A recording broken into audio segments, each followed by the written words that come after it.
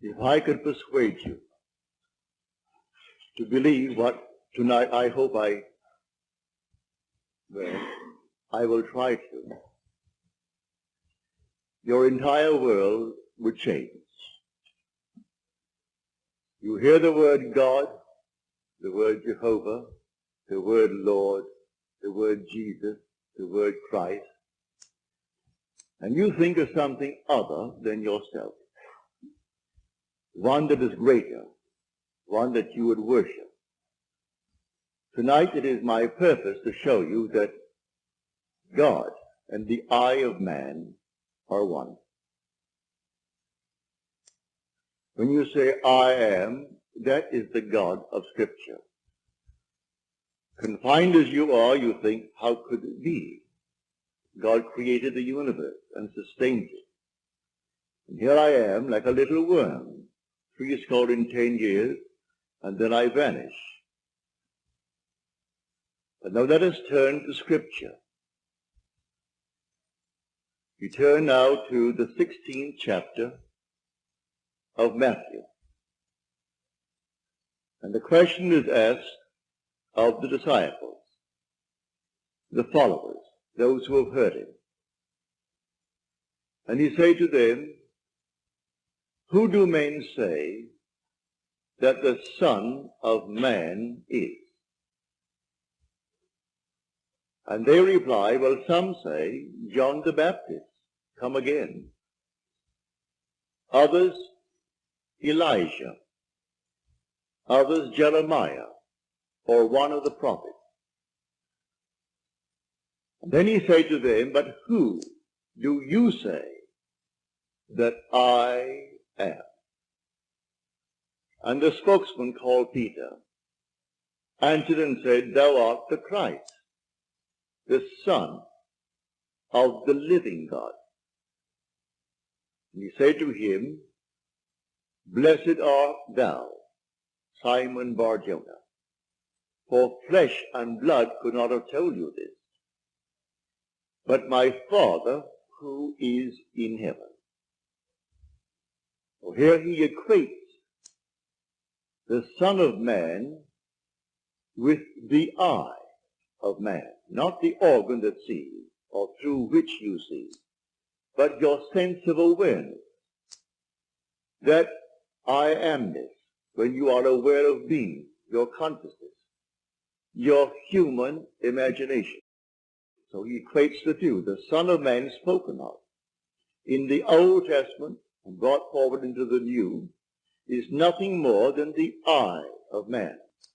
And he calls it the Christ, and defines Christ as the Son of God. Now we find Christ being defined in the New Testament as the power of God and the wisdom of God. So the I of man is the power of God and the wisdom of God. If man does not know it, well, then he will not exercise that power. He will not exercise that wisdom. So tonight I am trying to persuade you that when you say I, before you say anything, that is the power and the wisdom of God. You can't separate the power of God and the wisdom of God from God. So you will say in the end, I and my Father are one, for he is called the Son of God. Now we are called upon to test this, if it be true. Can we test it? I hope you'll put it to the test.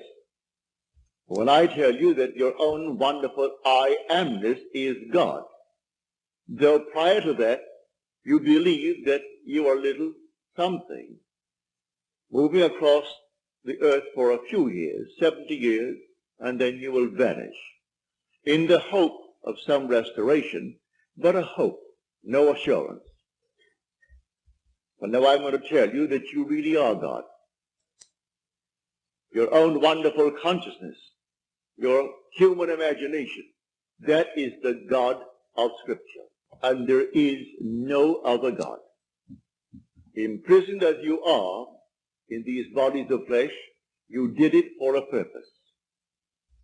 Now let us see what it tells us about this Son of Man that is now equated with the I of man.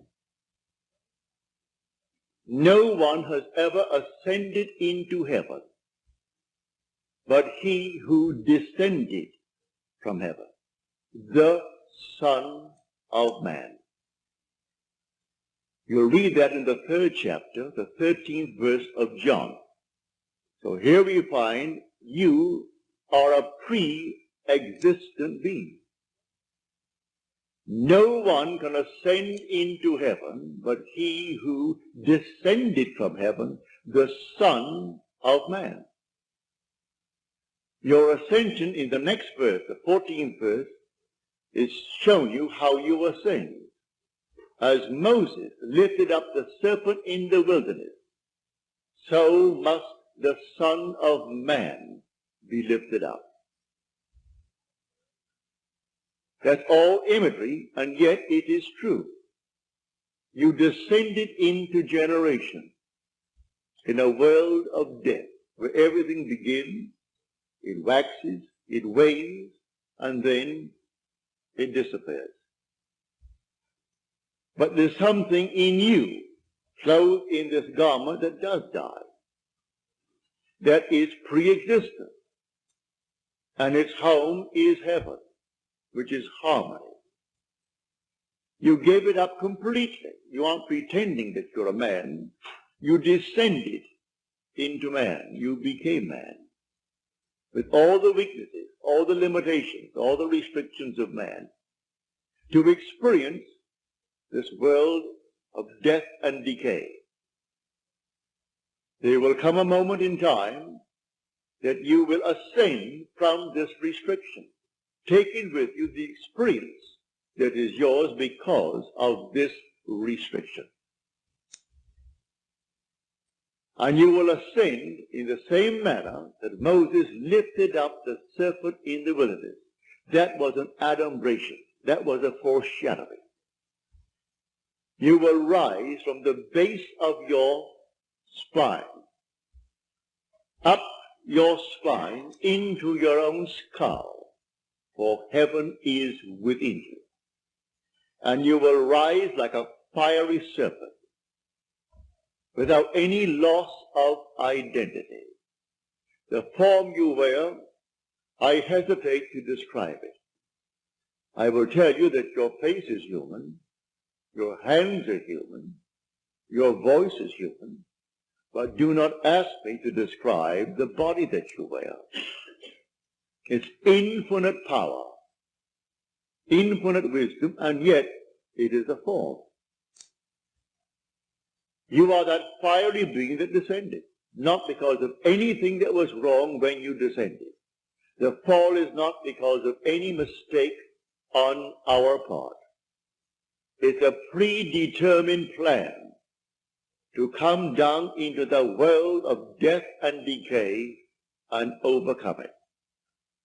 If coming down, wearing these garments, we knew who we were, pretending that we were men, we could not accomplish it. Any more than an actor on the stage, pretending that he is Hamlet, can actually play that part. He has to actually assume it, but even then it is still with a little something in his mind. He knows he is the great actor who tonight will go home to his lovely home, and he'll take off the garment and hang it up once more, and tomorrow he'll replay the play. You don't do that in this play of God. You don't take off the garment.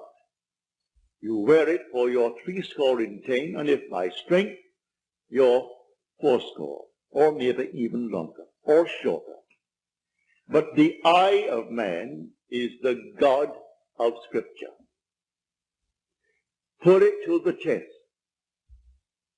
Let me now, first of all, before we go into the testing of it, make clear what I said on the last lecture night, Friday night, prompted by a question that was asked here. For I had said in the previous lecture that there are ranks in heaven as they are on earth, for this is only a copy. Everything here is a shadow. It's a copy of the eternal realities. And in the 12th chapter of 1 Corinthians, Paul describes the 8 ranks. He does it many times, but he never changes the first 2. The first is always the apostles. The second, the prophets. The third, the teachers, and then he goes on. Miracle workers, healers, helpers, administrators, and the speakers in tongues. But he never changes the first and second, the apostle and the prophet. You might think, because I told you I am sent, and the word sent means an apostle, that I am appropriating unto myself a certain first rank. But now, to put your heart at peace, I'm going to quote the 11th chapter of Romans. As of old, for there are always a remnant of old, and the remnant simply means the elect of God. You're not elected because you're born by accident into some ethnic group. Has nothing to do with that. A descendant of Abraham after the flesh is not necessarily the elect of God. You are chosen from any race, any nation, any religion. Well, how the choice is made, no one knows. It remains the Father's secret. But Paul qualifies it in this manner. There is a remnant to this day, called by grace.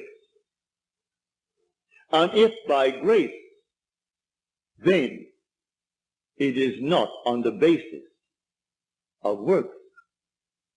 Otherwise, grace would no longer be grace. Therefore, no one who is called and sent can brag. If he brags, he is not the sent. Because it's all by grace. He didn't earn it. It's not by merit. It is simply a secret known only to the Father. So when we are called, incorporated into the body of infinite love, who is God, and then sent, let no one who is sent raise a finger to brag, to boast, for it is all by grace. Read it in the 11th chapter, the 5th and 6th verses of Paul's letter to the Romans. So now I have stated that. So do not think for one moment when I tell you I have been called and sent that in any way I am trying to act superior. For there is no intrinsic superiority to those who are called. Now he uses an analogy which I do not think adequate, but you can read it in the book itself. He uses the analogy of the human form, that not all are head, eyes, nose, teeth, and so on. But that is a weak analogy. Nevertheless, he uses that to show you the different parts in one body. But now to come back to make this a very practical night. Believe me that when you say I, before you say I am John, I am Bill, I am this, I am that, I am the other, you are declaring yourself to be. And that sense of being is God. That's God. Now what are you going to put on it? All things are possible to God. All things. You could say now, as you're seated here, after first affirming that I am, you could then assume that I am, and you name exactly what you want to be. If you believe what I tell you about your own I amness, and remain faithful to what you have assumed, that assumption will harden into fact. When you pray, in the true sense of the word, you do not pray to any external God. That was my command when I was sent down with the blue blood. Has nothing to do with the social structure of the world. It has only to do with church protocol, all external worship, all ceremonies, everything that leads the individual outside of himself. To put a little cross on the wall and then bow before it and see it as something external is not what Scripture teaches. Buried in the Old Testament there is a pattern.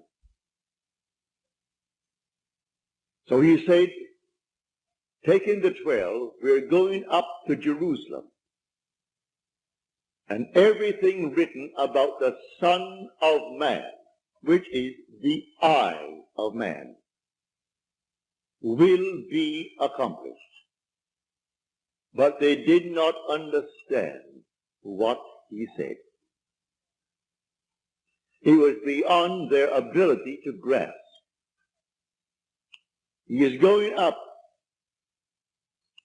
and only the one who has experienced Scripture, which means he has actually resurrected the pattern, playing the part that is the central part of Scripture. He resurrects the pattern, all within himself. He plays all the parts. He is the one who is born from above. He is the one who comes out of the grave, unassisted. He is the one whose 3 witnesses bear witness to his birth from above. He is the one they cannot see because he is now spirit, yet more real than all the flesh in the world. He is the one who actually sees his son, David, and David calls him father, and he knows he is David's father, and David knows that he is his son. He is the one whose temple, the body, is split into from top to bottom.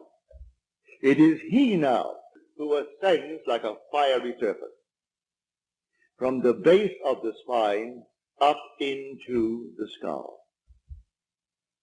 He is the one on whom the dove descends and lights upon his hand like Noah in the ark.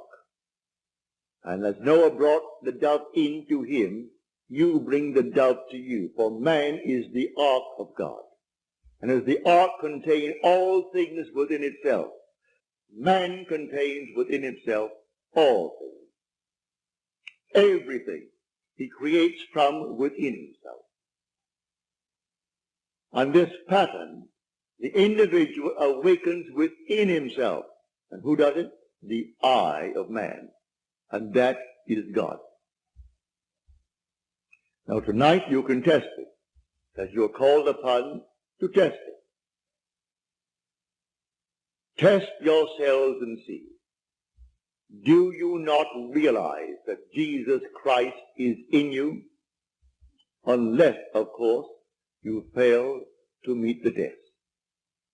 Examine yourselves to see whether you are holding to the faith. What faith?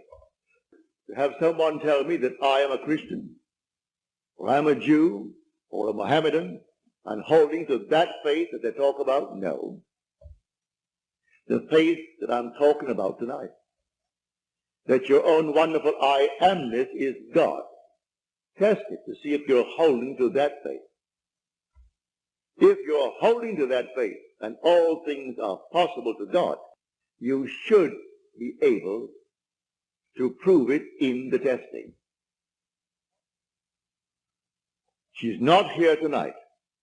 She promised she would write me a letter, having told me the story on Friday.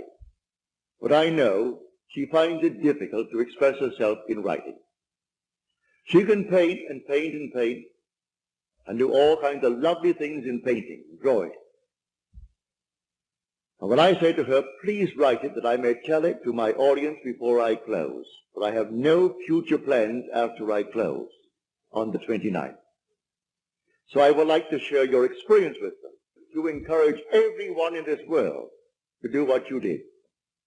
Well, the letter didn't come. I can see her struggling over one page and rubbing out a line because she didn't spell the word correctly and going over the next one. But she can take a piece of canvas and a piece of paper and do miracles with it.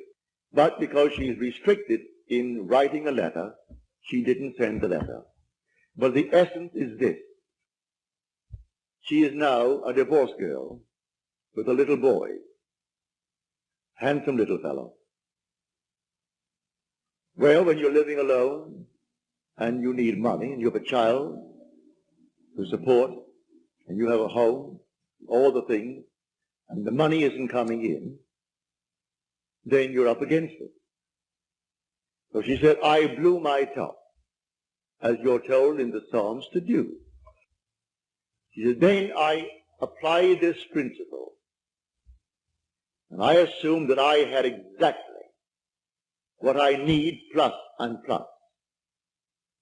Then I got a call from First National City Bank of New York City.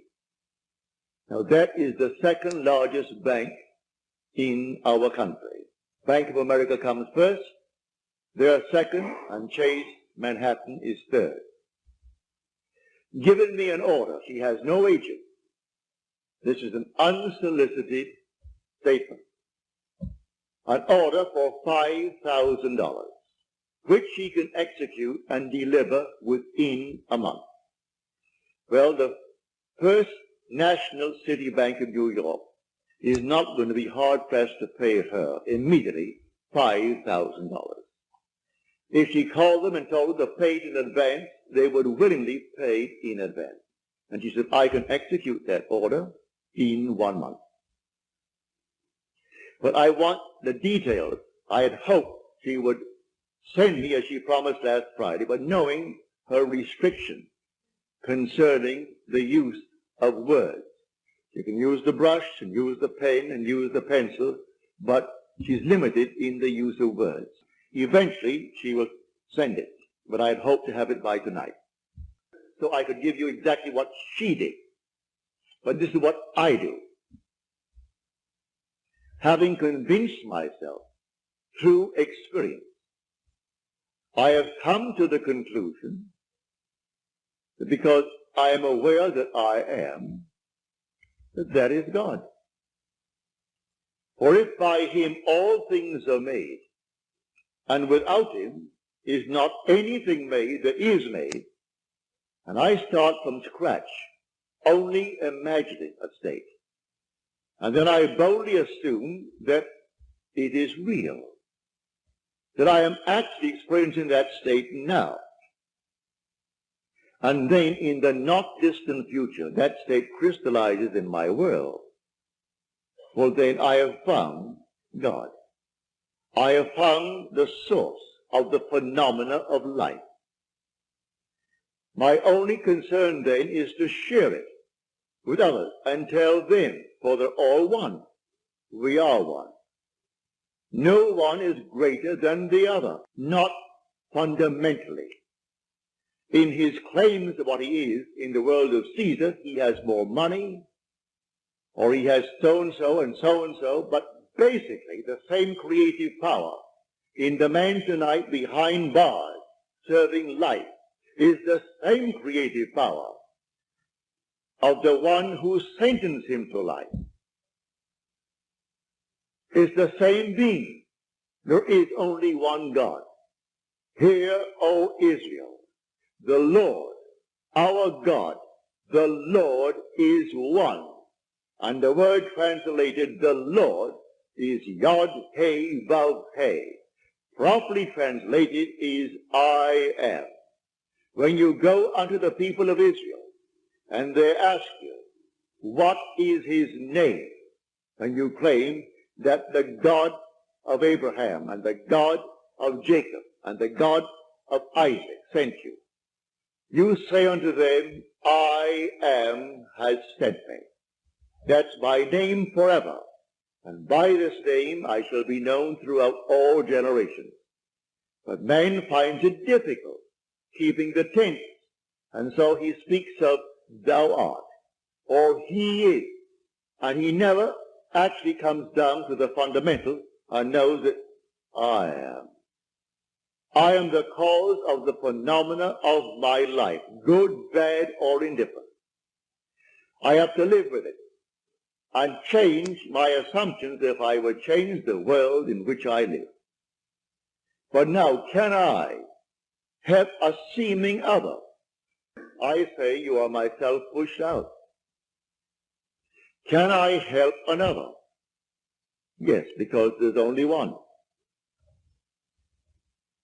If your request of me comes within the framework of the golden rule, something that I would like done to me, then I can willingly help you. If you ask of me that which does not come within the frame of the golden rule, do not ask it of me. I grant you complete freedom to go elsewhere and go to anyone who will tell you they can do it in spite of what he said. Go ahead. But if anyone asks of me any request, all that I do is this. It's so simple. We are told in Scripture, whatever we ask of him, knowing that he hears it, it shall be done for us. If we know he hears it. Well, can you imagine you seated here on the surface of your being, a rational being, knowing something that the depth of your own being that encompasses you doesn't know? So you know, and you think, well, he doesn't know. Well, read that in the story of Ezekiel. You'll read it in the 38th chapter. And these are the elders of Israel that went into the dark room.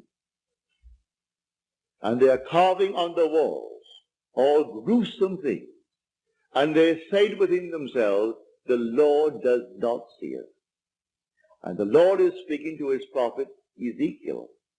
And he said, the elders of Israel say that I do not see them. And watch what they're doing, making all these abominable things within the great cavern.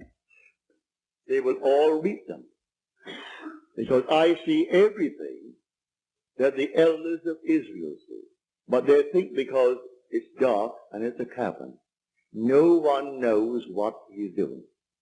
That God doesn't know it. I've said time and again, there is no fiction in this world. You might have heard the story, and you read the story, concerning the seajacking of the Queen Elizabeth. You might have read the article in Time that some girl at Hunter College wrote that story in detail. And she was so shy when it came to the point to be read, she could not read it. She's a shy, sweet lady with a gift of writing. She wrote that in detail, including those who seemingly participated, a terminal case in cancer, and one who is running away from the law, who has not a thing to gain, and therefore is quite willing to blow the Queen Elizabeth with 2,200 souls aboard. And everything is completely in detail in her fictional story. If imagining creates reality, there is no fiction. So someone expressed her thought and called the captain while at sea and demanded $1 million and would settle for $350,000. Well, it must have cost them, I should say, more than $1 million to stop that huge hulk in mid-Atlantic and then feed 2,200 people 4 times a day for the extra meals that they would have coming to them. Plus all the things that you put it all together, it would cost more than $1 million. And a little girl, possibly writing this for her PhD or writing it for some reason. And she writes it in detail. They gave her name so you can contact her. They gave the school is Hunter College in New York City. And everything in detail is told in that story. So I tell you, you sit down and write fiction. Need not put it down.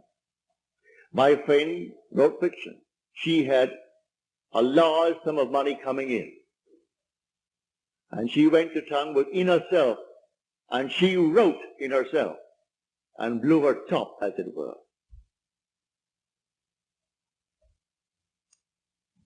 Thank you, Harry. Thank you. Didn't drink enough tonight.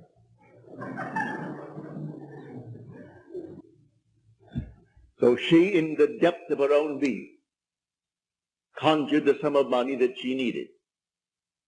Beyond, always go beyond. So we are told in the psalm, be angry, but sin not.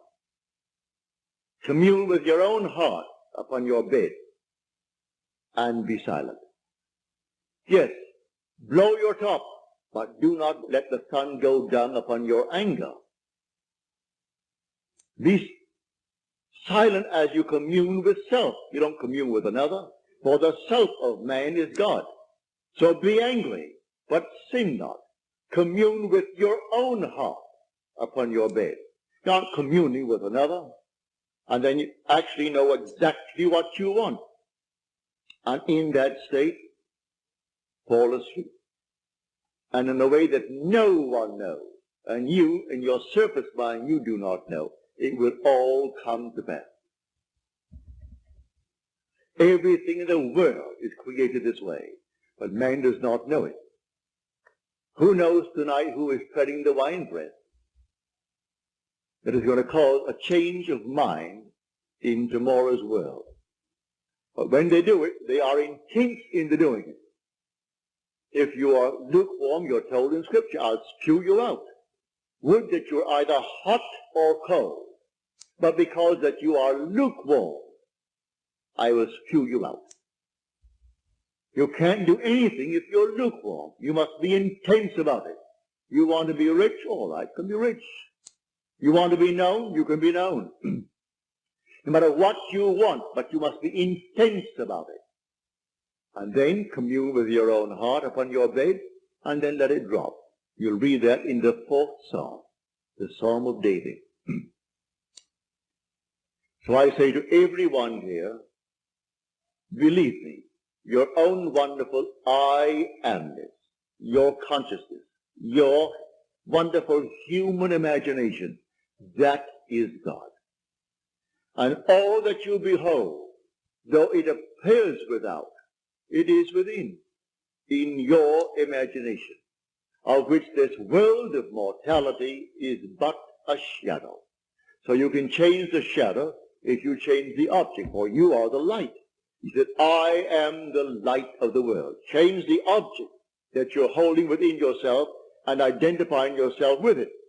Change that object, you're light enough, and you'll cast a new shadow upon the world. So you say, I am, and you name it. And then you say, I am unemployed. No, I am gainfully employed, making more than I've ever made before. Don't ask yourself how, why, and through whom. That is not your conscious reasoning mind's concern. If you take the intellectual background, the educational background of those who are making top money in the theatrical world, I doubt that they could pass any college examination. I don't think they could pass any entrance examination to college. Yet they're making $1 million, $2 million a year. You think Bob Hope could pass today's examination for entrance into college?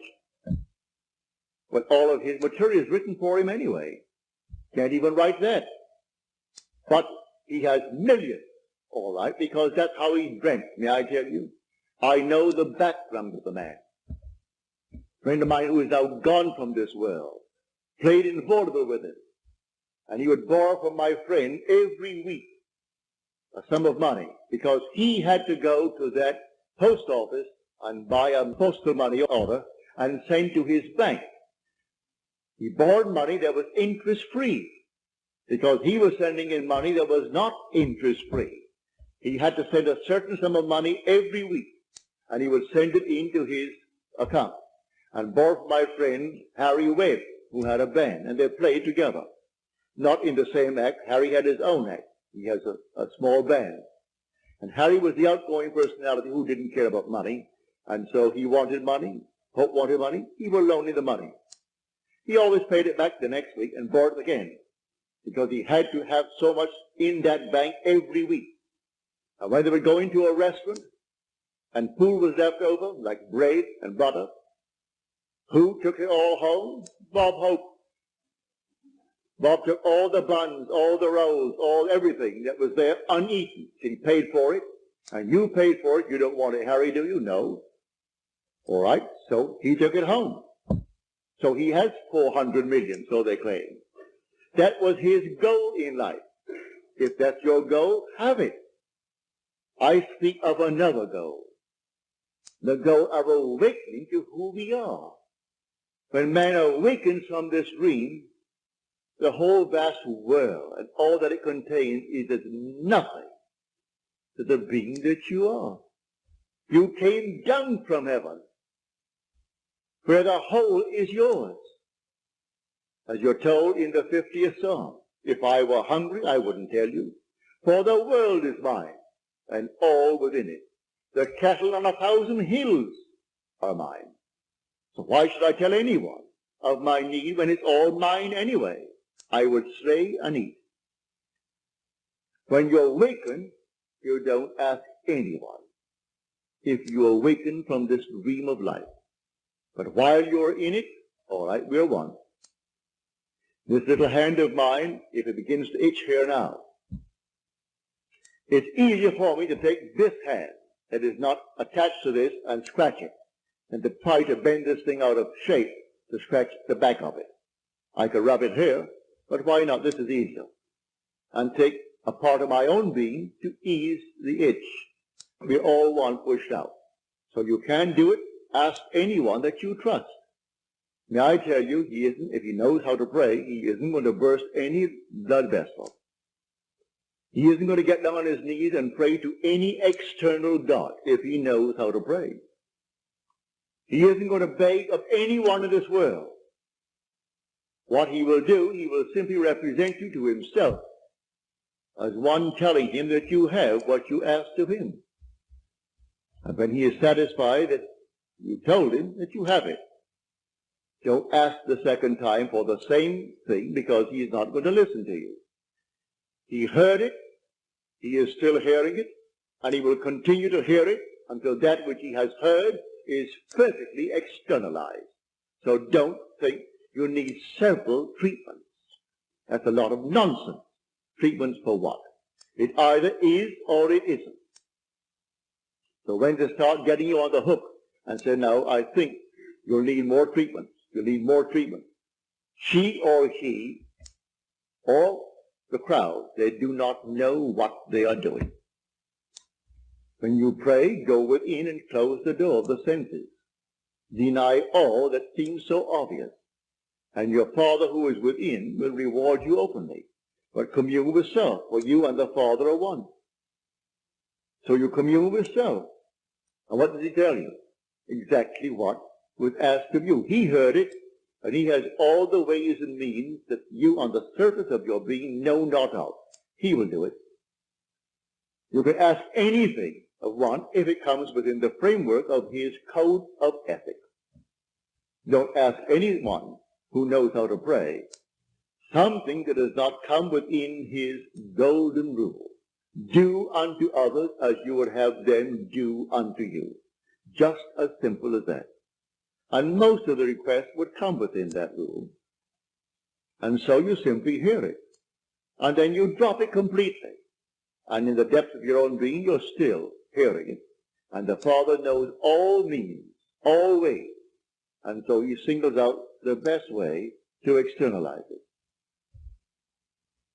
Here in New York City, many years ago, this lady, a lady of considerable means, she left her home in New York City and went off to Paris with her 2 children, leaving her home and her maid. Before she returned, the maid took all of her furniture and took it away. When she returned, the apartment was there. Rent was paid every month. But there was no furniture, not a thing in it. She employed a private agency, told the police department, told all the authorities in New York City, and plus her private agency. At the end of a few months, they did not turn up one thing concerning that stolen property. She came to see me. I said, all right, you're seated there and I'm seated here in my apartment. Now, you are not seated in my apartment. You are seated right now. Close your eyes. You're seated in your own apartment. And you had a grand piano? She said, no, I had a piano, but it wasn't a concert grand. It was grand, but not a concert grand. And on it, I had my pictures of my two children. And I had pictures of the wall. She told me what they were. And the furniture, I said, all right, refurnish that place as you left it. You have a memory.